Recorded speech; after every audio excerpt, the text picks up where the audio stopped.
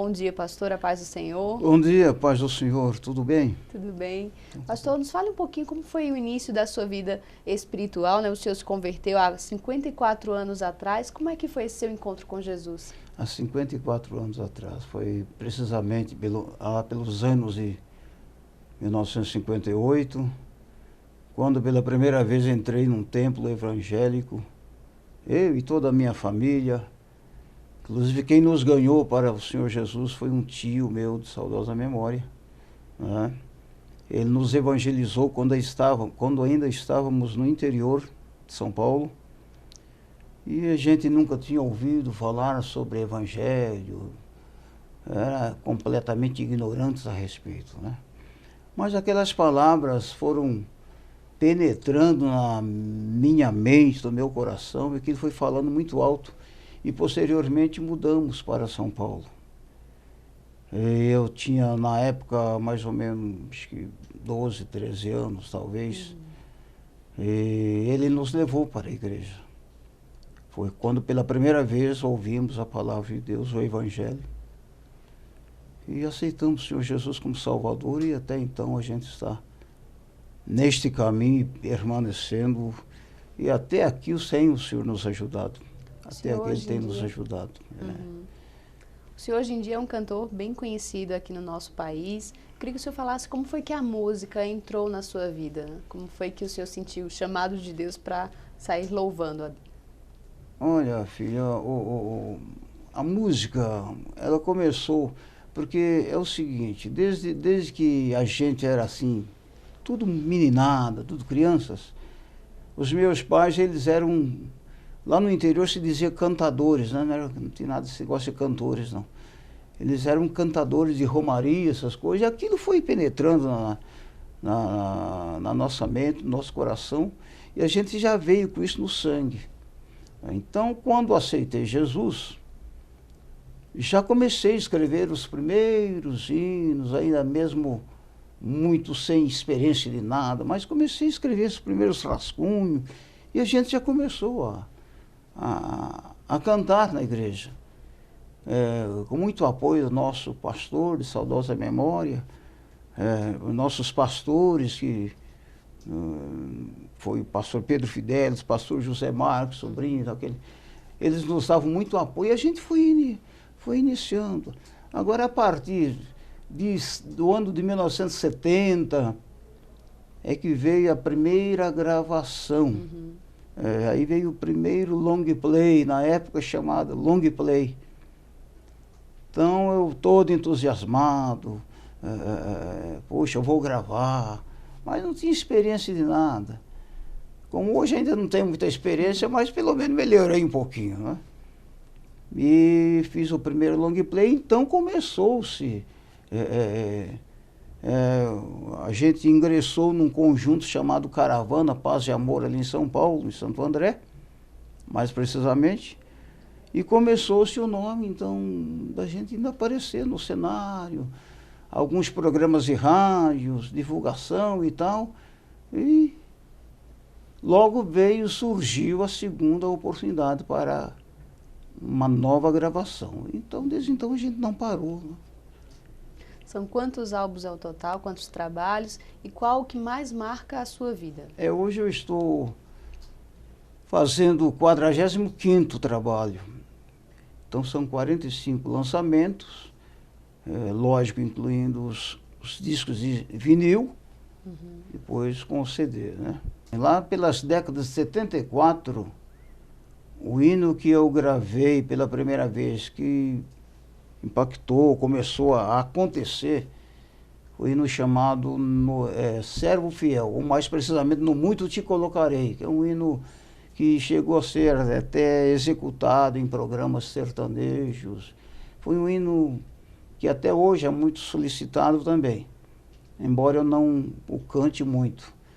Depois, em seguida, veio o hino No Arrebatar da Igreja, também lá pelas décadas de 78, 77, e posteriormente, depois de alguns anos, veio o hino Juízo Final. Juízo Final, que é muito solicitado ainda hoje, E lá pelos anos de 84 veio o hino Jardineiro que Chora. Esse hoje ainda é muito solicitado. E lá pelos anos 87, Deus me deu o hino Abraão e Isaac, que inclusive tem uma linda história esse hino. Foi o que... São os hinos mais que... O pessoal mais solicitados hoje, mais executados nas emissoras. E muito regravados também por outros companheiros, outros cantores, né? E graças a Deus estamos caminhando.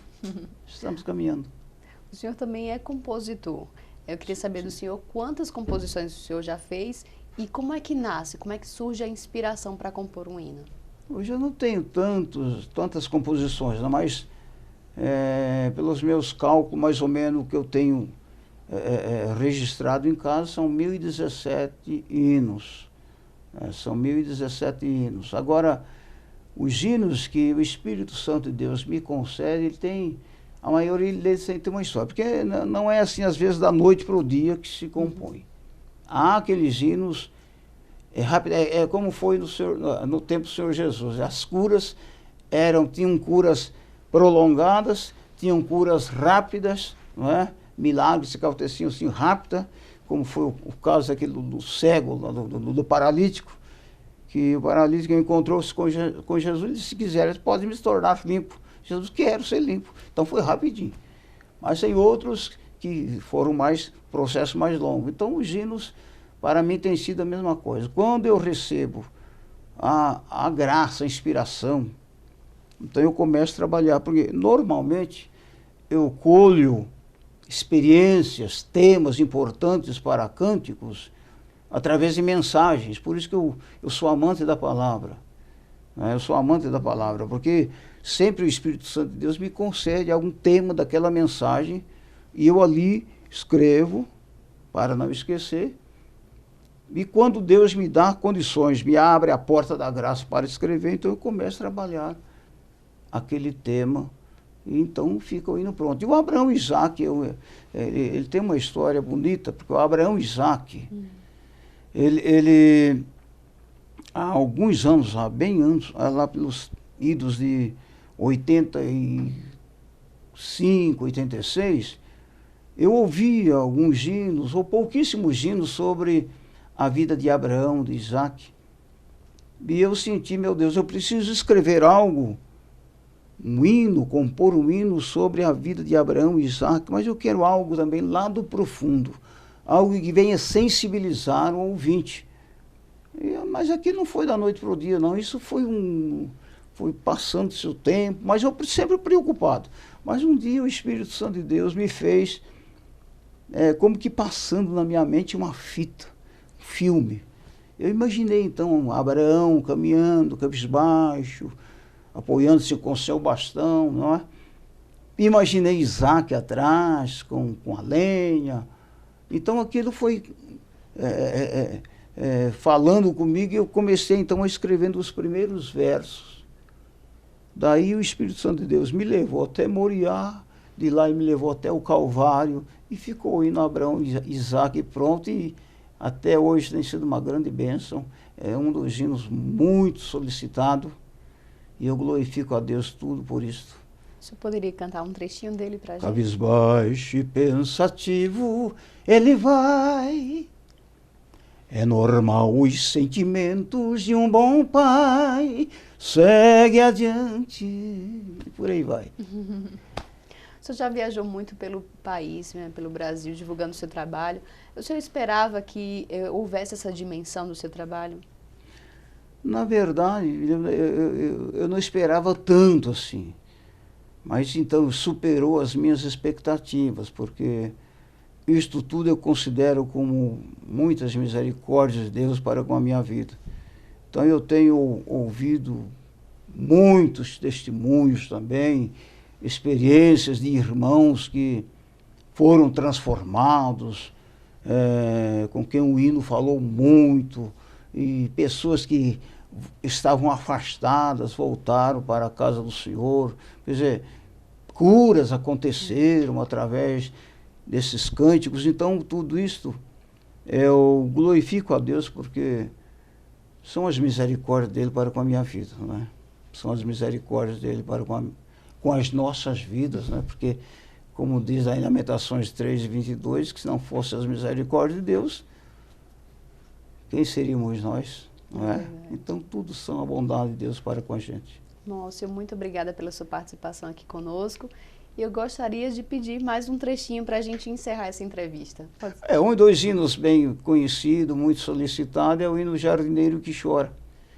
Existe só um jardineiro que chora ao ver cair do seu jardim uma flor, aquela que tanto zelou com carinho, agora lhe causa as lágrimas de dor. Então, sim, também ele tem uma história. Eu estava imaginando, já terminando aqui, meditando sobre o jardineiro, claro que cuida de flores, né? Dificilmente ele vai se lamentar quando cai uma flor, por mais que seja mais bonita. Mas eu transportei isso para o sentido espiritual e percebi que existe um jardineiro que chora realmente quando cai uma flor do seu jardim. E esse não é outro, senão o Senhor Jesus Cristo. Então, graças a Deus, por isso que Deus tem falado muito através desses cânticos, e eu glorifico a Deus por tudo isso. Amém. Muito obrigada. Eu que agradeço. Muito obrigado.